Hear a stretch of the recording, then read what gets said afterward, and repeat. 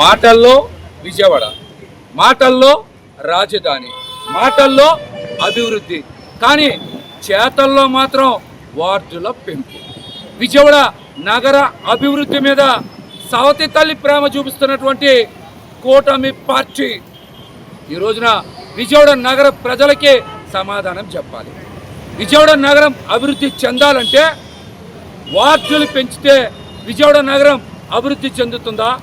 విజయవాడ నగర హద్దులు పెంచితే విజయవాడ నగరం అభివృద్ధి చెందుతుందో సమాధానం చెప్పాలి.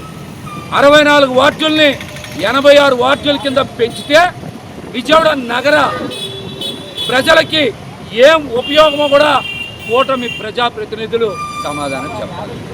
వార్డులు పెంచితే విజయవాడ నగరం అభివృద్ధి చెందుతుందా చెందదా? వార్డులు పెంచితే విజయవాడ నగరానికి ఏమైనా ప్రయోజనం ఉందా లేదా? లేకపోతే గ్రేటర్ విజయవాడ చేస్తే విజయవాడ నగరానికి ప్రయోజనమా?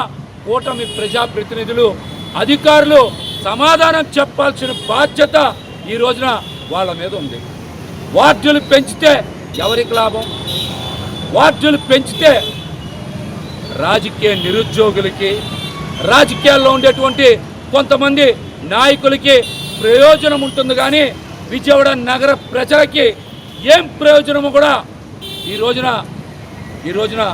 Telugu Desam party, BJP party, Janasena party సమాధానం చెప్పాల్సినటువంటి బాధ్యత ఉంది. వార్డులు పెంచితే అభివృద్ధి వికేంద్రీకరణ జరుగుతుందా, అవినీతి వికేంద్రీకరణ జరుగుతుందో కూడా ఈ రోజున కూటమి ప్రజాప్రతినిధులు సమాధానం చెప్పాల్సినటువంటి బాధ్యత ఉంది. వార్డులు పెంచితే అభివృద్ధి జరుగుతుందా జరగదా? దీని మీద ఖచ్చితంగా స్థానిక ఎంపీ కేశినేని చిన్ని గారు, అదేవిధంగా ఎమ్మెల్యేలు కూడా సమాధానం చెప్పాలి. వార్డులు పెంచితే ఏమైనా ఉద్యోగాలు వస్తాయా? వార్డులు పెంచితే ఏమైనా పెట్టుబడులు వస్తాయా? వార్డులు పెంచితే ఏమైనా ఐటీ పరిశ్రమ వస్తుందా? వార్డులు పెంచితే ఏమన్నా ఉపాధి కల్పన జరుగుతుందా? వార్డులు పెంచితే ఏమైనా సేవా రంగం వస్తుందా? వార్డులు పెంచితే రవాణా రంగం కానీ, వాణిజ్య రంగం కానీ, ఆర్థికంగా కానీ విజయవాడ నగర ప్రజలకు ఏమైనా ఉపయోగం ఉంటుందా? వార్డులు పెంచితే పర్యాటక రంగం ఏమైనా అభివృద్ధి చెందుతుందా? వార్డులు పెంచడం వలన విజయవాడ నగర ప్రజలకి ఉపయోగం ఏంటో కూడా ఒక్క ప్రయోజనమైనా సరే ఈ రోజున తెలుగుదేశం పార్టీ కూటమి విజయవాడ నగర ప్రజలకి సమాధానం చెప్పాలి.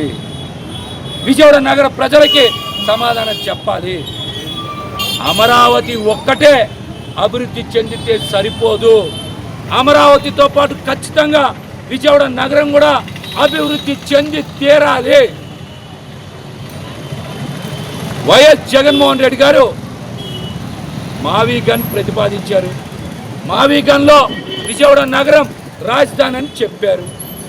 చంద్రబాబు నాయుడు గారు కూడా అమరావతి, విజయవాడ, గుంటూరే రాజధాని అని చెప్పారు. మరి ఆవీగన్లో కూడా విజయవాడ నగరం రాజధానిలో భాగమైంది. కానీ అభివృద్ధి వచ్చేటప్పటికి చంద్రబాబు నాయుడు గారు విజయవాడ నగరాన్ని ఎందుకు పట్టించుకోవట్లా? గ్రేటర్ విజయవాడ ఎందుకు ప్రకటించట్లా? విజయవాడ నగర అభివృద్ధిని ఎందుకు చేయట్లా? దీని మీద ఖచ్చితంగా చంద్రబాబు నాయుడు గారు కూడా విజయవాడ నగర ప్రజలకి సమాధానం చెప్పాలి. మేమేమో కలెక్టర్ గారిని, కమిషనర్ గారిని కలిసాం. వాళ్ళేమో గ్రేటర్ విజయవాడకి మేము అన్ని ప్రతిపాదనలు సిద్ధం చేశాం. అధికారులుగా మేము అన్ని ప్రయత్నాలు చేశాం. మా దగ్గర రిపోర్ట్ రెడీగా ఉంది, తీర్మానాలన్నీ కూడా రెడీగా ఉన్నాయి. మరి రాష్ట్ర ప్రభుత్వానికి పంపించేశామని చెప్తా ఉన్నారు. మరి నిర్ణయం రాష్ట్ర ప్రభుత్వం దగ్గర ఎందుకు ఆగిపోయింది? గ్రేటర్ విజయవాడ ప్రతిపాదనని ఎందుకు నిలుపుదీయాలి అని రాష్ట్ర ప్రభుత్వం అనుకుంటా ఉందో కూడా ఈ రోజున విజయవాడ నగర ప్రజలకి, చుట్టుపక్కల గ్రామాలకు కూడా సమాధానం చెప్పాలి.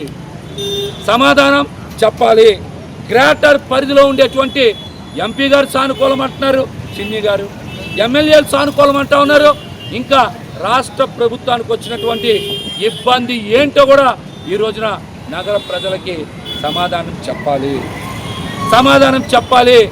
గ్రేటర్ విజయవాడ వలన మేము చెప్తా ఉన్నాం గ్రేటర్ విజయవాడ అయితే ప్రజలకి ఉద్యోగాలు వస్తాయి, ప్రజలకి పెట్టుబడులు వస్తాయి, ప్రజలకి పరిశ్రమలు వస్తాయి, ప్రజలకి మెరుగైన రవాణా వస్తుంది, ప్రజలకి మెరుగైన విద్య వైద్యం వస్తుంది, ప్రజలకి ఖచ్చితంగా ఐటీ సెక్టర్ అభివృద్ధి చెందుతుంది, యువతకు ఉద్యోగాలు వస్తాయి, భవిష్యత్ తరాలకి అవకాశాలు వస్తాయి, పర్యాటక రంగం ఖచ్చితంగా అభివృద్ధి చెందుతుంది, ఆధ్యాత్మిక కేంద్రంగా కూడా మరింత అభివృద్ధి చెందేటువంటి అవకాశం చాలా స్పష్టంగా ఉంది.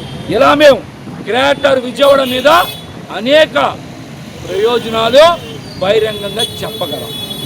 కానీ వార్డులు పెంచితే లేకపోతే కూటమి ప్రభుత్వం కానీ సమాధానం చెప్పగలదని ఈ రోజున మేము బహిరంగంగా మాట్లాడుతాం. వార్డులు పెంచితే వచ్చే ఆర్థిక ప్రయోజనం ఏంటో కూడా ఖచ్చితంగా విజయవాడ నగర ప్రజలకి మీరు సమాధానం చెప్పాలి. విజయవాడ నగర ప్రజలకి సమాధానం చెప్పాలి. విజయవాడ నగర అభివృద్ధి మీద సవతి తల్లి ప్రేమ చూపించద్దని కూడా మేము ఈ రోజున రాష్ట్ర ప్రభుత్వానికైతే విజ్ఞప్తి చేస్తూ ఉన్నాం. అమరావతి అభివృద్ధి చెందాలి, అందుకోసం విజయవాడ నగరం అభివృద్ధి చెందకూడదు, విజయవాడ పాత బస్తీగానే ఉండిపోవాలి, విజయవాడ నగరం ఏదో ఒక మేజర్ పంచాయతీగా ఉండిపోవాలనేటువంటి ప్రయత్నాలు మంచివి కావు. విజయవాడ నగరం రాజధాని నడిబొడ్డులో ఉంది. విజయవాడ నగరం అభివృద్ధి చెందితేనే రాష్ట్రం అభివృద్ధి చెందుతుంది. విజయవాడ నగరం అభివృద్ధి చెందితేనే రాష్ట్ర ఆర్థిక పరిస్థితి కూడా బాగుంటుంది. అందుకని ఖచ్చితంగా విజయవాడ నగరాన్ని గ్రేటర్ చేసి తీరాలి, గ్రేటర్గా ప్రకటించాలి. ఇప్పుడు చెయ్యకపోతే స్థానిక సంస్థల ఎన్నికలు పెడితే ఖచ్చితంగా గ్రేటర్ అయ్యే అవకాశం ఉండదు, విజయవాడ నగరం అభివృద్ధి అయ్యేటువంటి అవకాశం ఉండదు.